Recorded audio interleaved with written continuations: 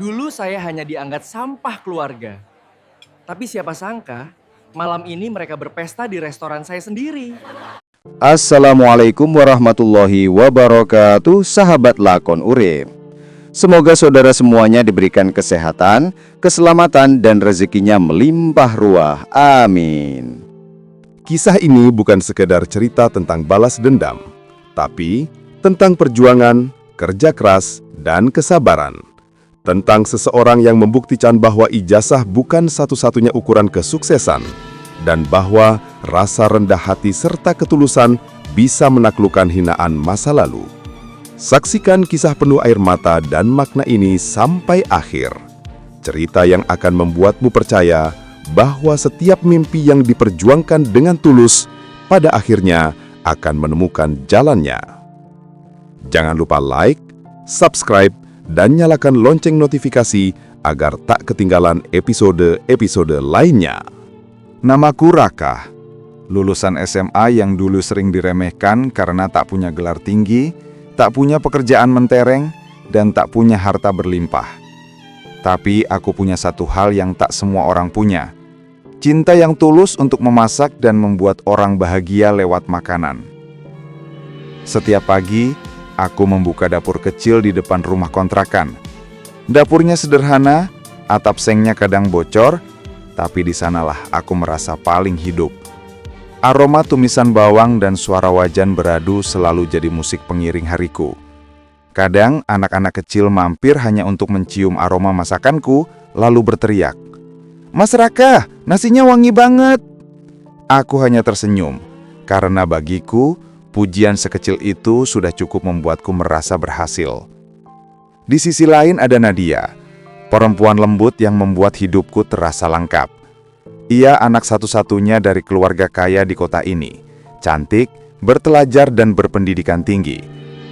Tak ada yang menyangka ia memilihku, seorang tukang masak biasa untuk jadi pendamping hidupnya. Bahkan aku sendiri masih sering tak percaya. Hubungan kami berjalan diam-diam. Setiap sore, Nadia datang ke warungku sepulang kerja. Ia duduk di bangku kayu reot sambil menatapku memasak. "Aku suka lihat kamu masak, Kak," katanya pelan. "Kenapa?" tanyaku sambil membalik ikan goreng. "Karena di setiap masakanmu, aku bisa lihat cinta." Aku hanya tersenyum waktu itu, tapi dalam hatiku, kata-katanya menancap dalam. Aku berjanji pada diriku sendiri. Suatu hari, aku akan membuat dapur yang lebih besar, bukan cuma untuk masak, tapi untuk membangun masa depan bersama Nadia. Hari-hari kami terasa ringan dan manis. Kadang kami makan di pinggir jalan, berbagi satu piring nasi goreng yang kubuat sendiri. Kami bercanda soal masa depan, tentang rumah kecil yang ingin kami bangun, atau restoran yang suatu hari mungkin akan berdiri atas namaku. Restoran milik Raka dan Nadia, katanya sambil menulis di tisu. Tulisan itu masih kusimpan sampai sekarang. Aku tak tahu, di balik semua kebahagiaan itu, ada badai besar yang sedang menunggu. Badai yang akan menguji bukan hanya cinta kami, tapi juga harga diriku sebagai laki-laki. Namun malam itu aku belum tahu apa-apa. Aku hanya menatap Nadia yang tersenyum di bawah lampu jalan sambil menggenggam tanganku erat. Dan di dalam hati, aku yakin, meski aku cuma lulusan SMA, aku akan membuktikan bahwa cinta dan kerja keras bisa menyalakan terang bahkan dari dapur yang paling gelap sekalipun. Aku yakin, meski aku cuma lulusan SMA, aku akan membuktikan bahwa cinta dan kerja keras bisa menyalakan terang bahkan dari dapur yang paling gelap sekalipun. Tapi, aku tak pernah tahu bahwa terang itu akan dipadamkan oleh tatapan penuh penghinaan. Hari itu, Nadia mengajakku ke rumah orang tuanya. Katanya, ia ingin memperkenalkanku secara resmi sebelum lamaran. Aku gugup, tapi juga bahagia. Aku sudah menyiapkan kue buatan tanganku sendiri, resep rahasia dari almarhum ibu. Kupikir, dengan rasa manis itu, hatiku yang sederhana bisa diterima oleh keluarganya. Rumah mereka megah, pilar-pilarnya tinggi menjulang, lantainya mengkilap seperti kaca. Begitu aku melangkah masuk, Aroma parfum mahal dan pandangan tajam langsung menyambutku. Bu Ratna, ibunya Nadia, duduk di kursi besar mengenakan perhiasan berlapis. Ia menatapku dari ujung kepala hingga ujung kaki, bukan seperti menilai, tapi menyaring. Ayah Nadia hanya diam, sesekali melirik dengan wajah datar. "Kamu Raka ya?" "Iya Bu," jawabku sopan sambil menunduk. "Kerjanya di mana?" "Saya masak Bu, punya warung kecil di depan rumah." Seketika udara di ruangan terasa berat. Bu Ratna menatap Nadia dengan senyum kecut. "Masak? Maksudmu tukang masak?" "Iya Bu, tapi Raka hebat loh, banyak yang suka masakannya. Aku..." "Nadia?" potong Bu Ratna tajam. "Kamu lulusan universitas ternama, masa mau menikah sama tukang masak yang cuma lulusan SMA?" Kata-kata itu menampar lebih keras dari apapun yang pernah kudengar. Tanganku yang memegang kotak kue bergetar, hampir terlepas.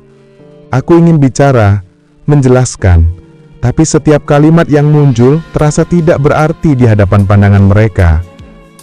"Bu, aku cinta sama Raka, bukan karena gelarnya, tapi karena hatinya," kata Nadia dengan mata berkaca-kaca. "Cinta tidak bisa dimakan, Nak," jawab ibunya tegas. "Kamu akan menyesal kalau hidup dalam kekurangan."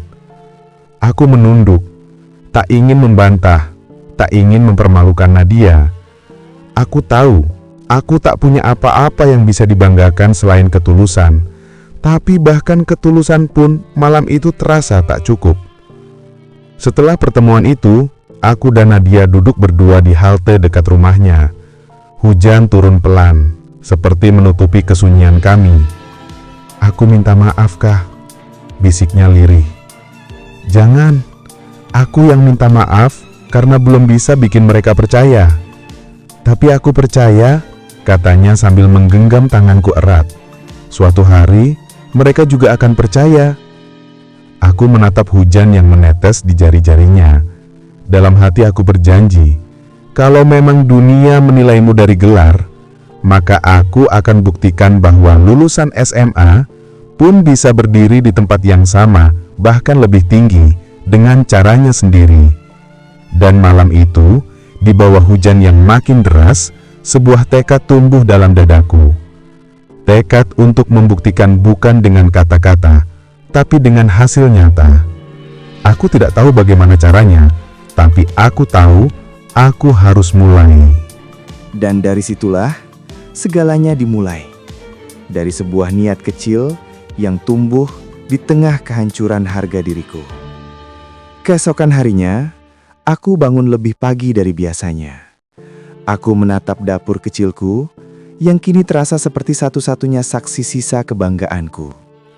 Kompor gas tua, panci penyok, dan wajan hitam gosong. Semuanya tampak lusuh.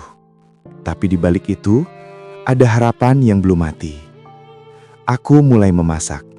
Kali ini bukan sekadar untuk dijual, tapi untuk membuktikan sesuatu. Tanganku gemetar, tapi hatiku mantap. Aku tahu, hanya ada satu cara untuk membuat dunia mendengar. Bekerja sampai mereka tidak bisa menutup mata lagi. Hari-hari berlalu. Aku membuka warung kecil di pinggir jalan. Atap sengnya bocor, lantainya tanah, dan spanduknya cuma kain bekas sablonan. Tapi setiap masakan ku buat dengan cinta.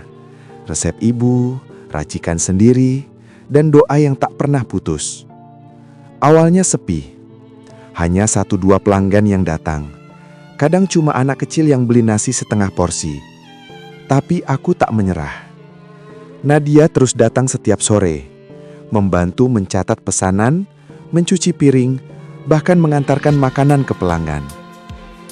"Kita nggak butuh izin siapapun buat bahagia, Kak," katanya sambil tersenyum letih. "Cukup izin Tuhan." Namun perjuangan tak pernah semudah kata-kata. Suatu malam, hujan besar menghantam warungku. Air masuk sampai ke dapur. Semua bahan makanan rusak. Uang tabungan habis untuk memperbaiki tenda dan membeli gas baru. Aku terpuruk, duduk di lantai, menatap api kompor yang nyaris padam. Mungkin mereka benar, lulusan SMA cuma sampai di sini. Tapi di saat terendahku itu, Nadia memelukku dari belakang dan berkata, "Kak, kalau ibu kamu masih hidup, kamu pikir dia mau lihat kamu nyerah begini?" Kata-kata itu membakar sesuatu di dalam diriku. Aku menatap foto ibu di dinding dapur, wajahnya teduh, seolah mengangguk pelan. Aku berdiri, menyalakan kompor lagi, dan berbisik, "Bu, aku belum selesai." Esoknya, aku membuat menu baru dari resep ibu yang dulu tak pernah kucoba. Masakan itu sederhana, tapi aromanya menggugah siapapun yang lewat.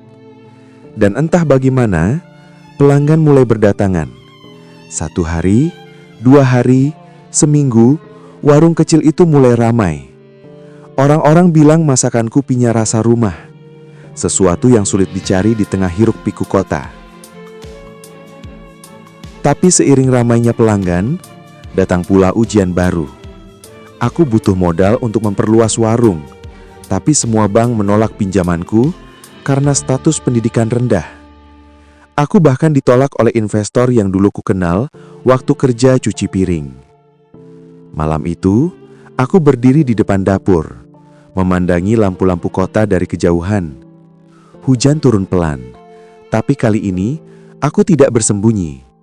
Aku menengadahkan tangan, membiarkan air membasahi wajahku, sambil berkata dalam hati, "Kalau pintu tak mau terbuka, aku akan bangun pintuku sendiri." Dan benar saja, dari warung tenda yang nyaris roboh itu, aku mulai membangun sesuatu yang kelak akan mengubah seluruh hidupku. Sesuatu yang akan membuat mereka, yang dulu menatapku dengan hinaan, akhirnya menunduk dalam diam. Itu yang terus terngiang di kepalaku setiap kali aku merasa lelah. Dan entah bagaimana, kalimat itu menjadi doa yang pelan-pelan menjelma nyata. 3 tahun berlalu sejak malam hujan itu. Warungku bukan lagi tenda di pinggir jalan. Kini berdiri restoran mewah dengan kaca besar menghadap kota, lampu gantung kristal, dan dapur yang dulu hanya ada di mimpiku. Aku menamainya Rasa Ibu, sebagai penghormatan untuk wanita yang mengajariku arti ketulusan lewat setiap masakan. Setiap hari, aku datang paling pagi dan pulang paling malam. Aku tak lagi menyentuh wajan sesering dulu, tapi setiap kali aroma masakan memenuhi ruangan, aku tahu semangat ibuku masih hidup di sini. Namun di balik sukses itu, aku memilih diam. Aku tak pernah mengumumkan siapa pemilik restoran ini. Semua orang mengenalku hanya sebagai manajer Raka, bukan pemilik. Aku ingin semuanya berjalan alami, sampai waktu yang tepat tiba. Suatu sore, sekretarisku datang tergesa-gesa membawa daftar reservasi VIP. "Pak Raka, ini jadwal minggu depan. Ada keluarga Bu Ratna yang mau pesan ruang utama untuk pesta ulang tahun." Tanganku refleks berhenti di atas meja. Nama itu, Bu Ratna. Nama yang sudah bertahun-tahun berusaha kulupakan, tapi masih terasa jelas dalam ingatan. Aku terdiam beberapa detik, lalu tersenyum tipis. Baik, siapkan ruang terbaik untuk mereka. Malam pesta tiba. Restoranku gemerlap. Meja-meja penuh bunga segar, lilin beraroma vanila, dan musik lembut mengalun. Aku berdiri di balik dapur kaca, mengenakan jas hitam sederhana. Dari balik pintu, aku melihat mereka datang. Bu Ratna, Ayah Nadia, dan seluruh keluarga besar. Mereka tertawa, berfoto, saling memuji interior restoran. "Tempat ini luar biasa," kata Bu Ratna kepada pelayan. "Siapa pemiliknya? Rasanya seperti restoran luar negeri." Aku hanya senyum dari jauh. Di sudut ruangan, aku melihat Nadia. Ia tampak berbeda, lebih dewasa, lebih tenang, tapi matanya masih sama, teduh dan hangat. Tatapan kami bertemu sesaat. ada keterkejutan. Lalu air mata kecil yang jatuh diam-diam. Acara berlangsung meriah. Mereka menikmati makanan yang semuanya berasal dari resep ibuku. Resep yang dulu mereka anggap tidak berguna. Ironis, tapi indah. Namun di balik semua itu ada satu pertarungan dalam dadaku. Apakah aku harus tetap diam dan membiarkan mereka pergi tanpa tahu siapa aku sebenarnya? Atau aku harus berdiri dan mengungkapkan kebenaran yang selama ini kusimpan? Aku menatap cermin di dapur melihat pantulan diriku yang lelah tapi tegar. Sudah cukup bersembunyi kah? Ini waktunya membuktikan. Bukan untuk membalas, tapi untuk menyembuhkan. Dan saat jam menunjukkan pukul 8 malam, pembawa acara naik ke panggung. Sebagai penutup acara malam ini, pemilik restoran Rasa Ibu ingin memberikan ucapan selamat langsung untuk tamu istimewa kita, Ibu Ratna. Ruangan langsung hening. Semua mata mencari sosok yang dimaksud. Sementara langkahku perlahan maju ke depan. Setiap dentuman langkah terasa seperti degup jantung yang memukul hark dari dalam dada. Aku tahu, setelah ini hidupku tak akan sama lagi. Dan di depan mereka semua, kebenaran akhirnya akan berdiri sendiri, tanpa perlu satu kata pun pembelaan.